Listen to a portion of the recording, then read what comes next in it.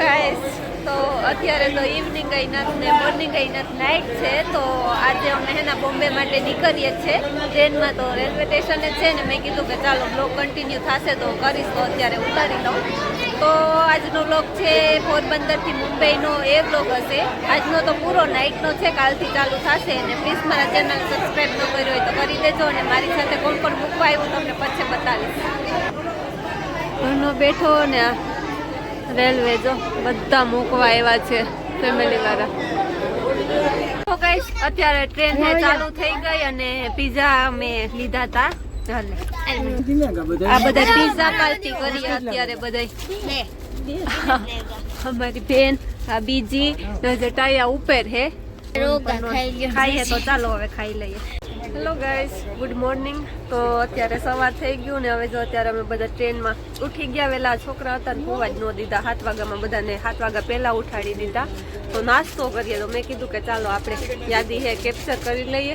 મારી બેન છે ને એ ઘરેથી દહીં ને પરોઠા ને એ બધું બનાવી અને લઈ આવી હતી. ને જો આ મારી બેનના છોકરા જો આ બધા નાસ્તો કરે હા ખાઈ. હું ભનો બે અહીંથી પોયરો છો. તો ગઈ હવે પરોઠા નાસ્તો ને મતલબ કરી લીધો. પરોઠા ને દહીં ને સૂકી ભાજી ને લેવા હતા તો એ ખાઈ લીધી. અટાણમાં ભૂખ લાગે મેં થોડુંક એક જ ખાધું, ભને ખાધા બધા. હું સણા ખાધો. મારી બીન ના સણા હજે નથી દુઈકા. મારી બીનું બધું જો સંતરા ફોલે ફોલે ને ખાય. આ જો ટ્રેન ફૂલ ભરી જો સાવારો આવ્યો આ બાજુ ભરી. આ મારી મોટી બીન હે ઓલી ગમની ઓટણી વાળી ને આ મારી બીજા નંબરની બીન ને એક હે મારે ઘેર આવી હતી કારણ કે એની ડેરીનું હે એટલે નતા આવ્યા. એનો ફોનમાં વાત બોલો બોલ. આ જાવી ન કા વિડીયામાં ઓછી આવે પણ એવું કા સહેલું સહેલું હે તો લેલા તુણી જો સંતરા ખાય. હા મારી બેનની છોકરી. તો ગાઈસ અત્યારે અમે વડોદરા પહોંચ્યા અને અહીંયા હે ટ્રેન છે ઊભી રહી છે. 2-3 મિનિટનો બ્રેક પડ્યો.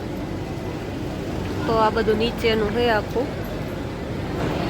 આ વિરુદ્ધ સાઈડનું હે મતલબ કે બેક સાઈડનું હે. જો આ બાજુ કેટલી ભીડ છે. ભનો ને પત્તા ફે નીચે ઉતરા. હું ભના પાસે આવતી રહી અહીંયા નીચે ઉતરી.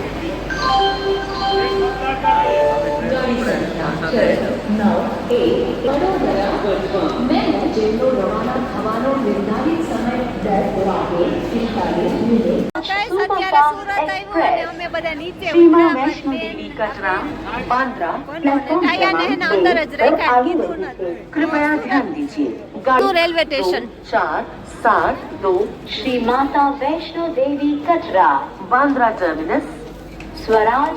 જો અહીંથી પાણી ભરે બધા અને હવે અમારે હે ને વડાપાવ લેવું તો જાય. વડાપાવ ને સમોસા ને બધું.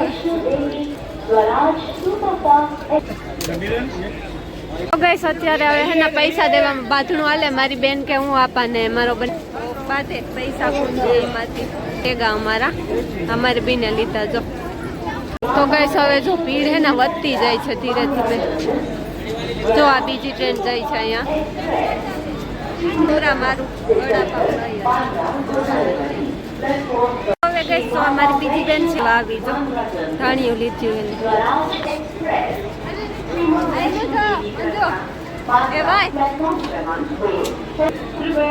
તો ગાઈસ જો હવે અત્યારે વડાપાવ પેક કરાવ્યા તો બધાય ખાઈએ. જો ફાઇનલી ગાઈસ અમે મુંબઈ છે પહોંચી ગયા અને જો અમારો બધા બેગ ને હે નીચે ઉતારવા મુંબઈ દર્શન કરીએ પાછા. ગાઈસ હવે અમે નીચે ઉતરી ગયા અને જો બધા ઉતરે છે તો બતાવો. આ બાજુ બધા ઉતરે ને સામાન કાઢે. અડધા છે વયા ગયા અને અમે અહીંયા બધા ઉભા જો અમારો સામાન લઈને આખો. તો ગાઈસ હવે અમે હે ને બહાર નીકળી ગયા છે અને ટેક્સી બુક કરાવીએ. ટેક્સી છે ઓનલાઈન કરાવી કારણ કે મળવી મુશ્કેલ છે. તો વારે ફરે ઓનલાઈન જ કરાવેલી તો વહેલી આવે જાય હાલે. બાકી તો થોડા ઘણા આ બાજુ હે બીજા રેલવે સ્ટેશન ઓલી બાજુ ને આ જો તમે મુંબઈની બિલ્ડિંગ્સ જોઈ શકો બધી.